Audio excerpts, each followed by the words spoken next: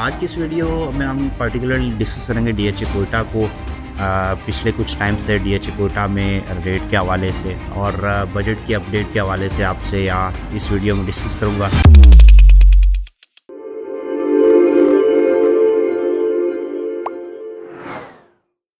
बिस्मिल्लाहिर्रहमानिर्रहीम, अस्सलाम वालेकुम। This is Numan Arif from state soldier, a project of military state. Mobile number note कीजिएगा +923233667717। Video अगर स्टार्ट करते चले, सबसे पहले रेट्स के हवाले से आपको बताता चलूँ। यहाँ 4 तरह की एक कनाल की फाइल आपको मिल जाती है। अनसक्सेसफुल फाइल, बारकोड फाइल, उसके साथ साथ सेकंड बैलेट और इसके साथ साथ आपको ओपन एफिडेविट भी यहाँ पे मिल जाता है। रेट की तरफ जाएं तो जो आपको बारकोड फाइल है वो आपको 36.25 लाख रुपए में मिल जाएगी। सेकंड बैलेट को अगर डिस्कस करूँ तो 36.5 लाख रुपए में सेकंड बैलेट लेटर आपको मिल जाएगा। इसके साथ साथ अगर हम यहाँ पे डिस्कस करें अनसक्सेसफुल फाइल को तो 35.5 लाख रुपए में आपको तो वो फाइल भी मिल जाएगी। और ओपन एफिडेविट की अगर बात की जाए 42.5 से 47 लाख रुपए के बिटवीन आपको ओपन एफिडेविट भी यहाँ पे मिल जाएगा। इसके साथ साथ 5 मरला और 10 मरला कैटेगरी की आपको फाइल्स भी यहाँ पे मिल जाती हैं। बारकोड और लेटर दोनों तरह की फाइल्स भी हैं।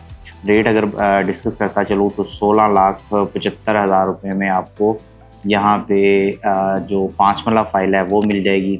10 मरला फाइल आपको 22.5 लाख रुपये में यहाँ पे अवेलेबल हो जाती है। अब डीएचए कोयटा में ख़ास कर अगर बजट के इम्पैक्ट्स के हवाले से बात की जाए तो एज सच कोई इतना ख़ास इम्पैक्ट देखने में नज़र नहीं आया। टैक्सेस की रेशो की अगर बात की जाए तो टैक्सेस के रेशो को अगर आप देखें यहाँ पे डीएचए कोयटा में ख़ास तौर पे, तो पहले भी ऑलरेडी एफईडी यहाँ पे बिल्कुल नहीं एप्लीकेबल था, इसलिए उसका कोई इम्पैक्ट नहीं है।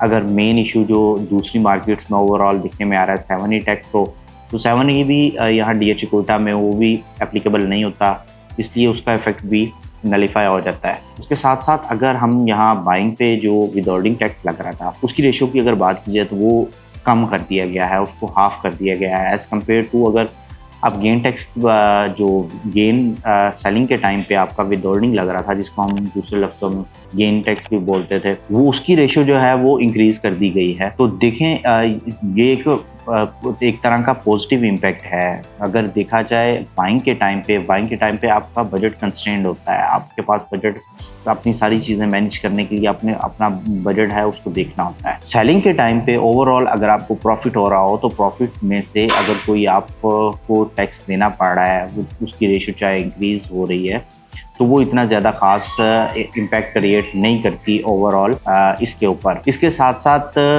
ओवरऑल हम अगर डिस्कस करता चले बजट के हवाले से, जो ओवरऑल इम्पैक्ट यहाँ पे आया है, पहले यहाँ प्रपोज यही किया गया था कि नॉन फाइलर जो हैं वो बिल्कुल प्रॉपर्टी की बाइंग नहीं कर सकते। अब टू सम एक्सटेंट उनको प्रॉपर्टी की बाइंग की इजाज़त दे दी गई है। उसके साथ साथ आपका जो अप्रूवल था 114C के हवाले से फाइलर्स के लिए कि कोई भी प्रॉपर्टी खरीदने से पहले वो उनको अप्रूवल लेनी पड़ती थी कमिश्नर इनलैंड से, उस चीज़ को भी अब ख़त्म कर दिया गया है। आप 5 करोड़ रुपए तक की रेजिडेंशियल और 10 करोड़ रुपए तक कमर्शियल प्रॉपर्टी को आप खरीद सकते हैं। इसके साथ साथ अगर पिछले मोस्टली हमारे यहाँ क्लाइंट्स को क्वेश्चन रहता है कि पिछले 2 से 3 साल में डीएचए कोयटा में हमने देखा है कि काफ़ी ज़्यादा हमें प्राइसेस में कोई अप्रिसिएशन देखने में नज़र नहीं आई, उल्टा मार्केट में काफ़ी ज़्यादा रिसेशन देखने में नज़र आया। देखें डीएचए कोयटा पिछले 2 से 3 साल में अगर इसको देखा जाए तो काफ़ी ज़्यादा हाई नोड लो नोड इसने अपने देखे। यहाँ पे जो फाइल यहाँ पे 1 करोड़ 45 से 1 करोड़ 60 के बिटवीन पे ट्रेड हुई, वही फाइल हमने देखा कि वो आपको 25 से 28 लाख रुपए की रेंज में भी ट्रेड होते हुए नज़र आई। सेम एज इट इज़ दरमियान में पिछले कुछ 6 माह पहले आपको एक टाइम देखने में नज़र आया कि यही फाइल्स अगेन अपना 28 लाख रुपए से 26 लाख रुपए से इसने अपना जंप लिया और ये फाइल 70 लाख रुपए तक यहाँ पे चली गई। ओवरऑल जैसे इसके पीछे अगर हालात को देखा जाए, इम्पैक्ट्स को अगर देखा जाए कि क्या क्या फैक्टर्स थे उस वजह से, देखें सबसे पहले तो पॉलिटिकल अनरेस्ट थी यहाँ पे। पाकिस्तान में पॉलिटिकल स्टेबिलिटी नहीं आ पा रही थी, कोई भी पॉजिटिव न्यूज़ या ओवरऑल जो मामला थे वो पॉजिटिव नहीं रह पा रहे थे। उसके साथ साथ इकोनॉमिक स्टेबिलिटी नहीं थी यहाँ पे। IMF और दूसरे तीसरे अदारों के जो मामला थे वो कम्प्लीटली सही वे में नहीं चल रहे थे। अब वो देखने में चीज़ें नज़र आ रही हैं कि आहिस्ता आहिस्ता पॉलिटिकल स्टेबिलिटी भी होती जा रही है, उसके साथ साथ आपकी जो इकोनॉमिक स्टेबिलिटी है वो भी अल्हम्दुलिल्लाह आहिस्ता आहिस्ता चीज़ें बेहतर होती हुई नज़र आती हैं। उसके साथ-साथ अगर इन्फ्लेशन को भी देखा जाए तो लोगों की जो ओवरऑल इन्फ्लेशन के हिसाब से जो बाइंग पावर थी, वो बाइंग पावर ने काफ़ी ज़्यादा इम्पैक्ट डाला है। जो छोटा इन्वेस्टर है, उसको काफ़ी ज़्यादा उस पे बैड इम्पैक्ट आया उस चीज़ का।